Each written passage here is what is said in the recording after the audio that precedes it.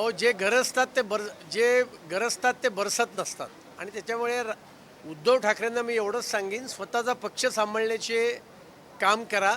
उगीच राम मंदिराच्या बाबतीतली उठावठेव तुम्ही करू नका.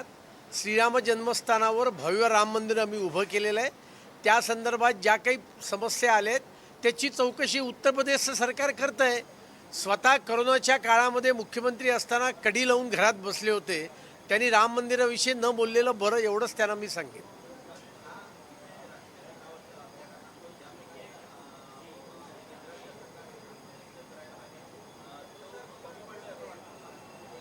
बिलकुल नाही.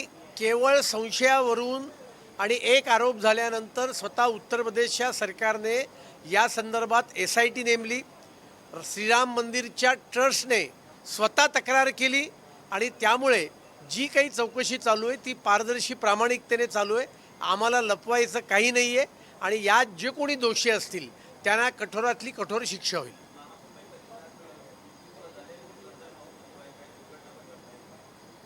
नाही बघा, घडलेल्या घटना अत्यंत दुर्दैवी आहेत आणि वारंवार प्रशासनाने सूचना दिल्यानंतर सुद्धा ज्या अधिकाऱ्यांनी यात हलगर्जीपणा केलेला आहे त्यांच्यावर तात्काळ कारवाई केलेली आहे. त्यांना निलंबित केलेलं आहे आणि त्यांची चौकशी केली जाईल आणि कुठलाही हलगर्जीपणा प्रशासनातला हा सहन केला जाणार नाही, हेच आमचं सांगणं आहे.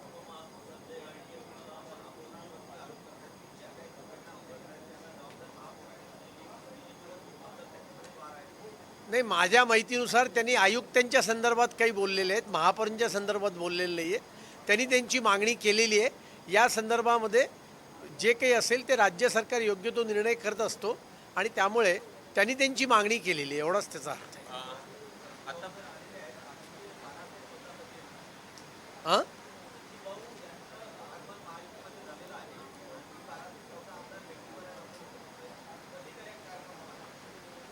आगे आगे क्या होता है देखते रहो, इतनाही मी सांगेन. मुंबईच्या पावसाचा फटका हा एकूणच विधिमंडळाच्या कामकाजाला देखील बसला दिसला आहे. पुन्हा एकदा 10 मिनिटासाठी विधिमंडळाचं कामकाज तहकूब झालं आहे.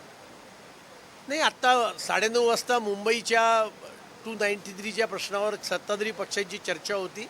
आम्ही माझ्यासह काही सदस्य या ठिकाणी वेळेच्या आत पोचलेले आहेत, पण मंत्री महोदय नसल्यामुळे अध्यक्षांनी सभागृह तहकूब केलेलं आहे. मंत्री महोदय आली की चर्चेला सुरुवात होईल.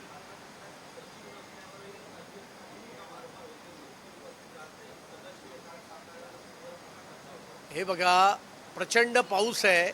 मंत्री महोदयांना यायला एक 10 मिनटं उशीर झालेला आहे म्हणून सभागृह तहकूब केलेलं आहे. हे स्पेशल सिटिंग आहे. मंत्री महोदय आले की सभागृहाच्या कामकाजाला सुरुवात होईल.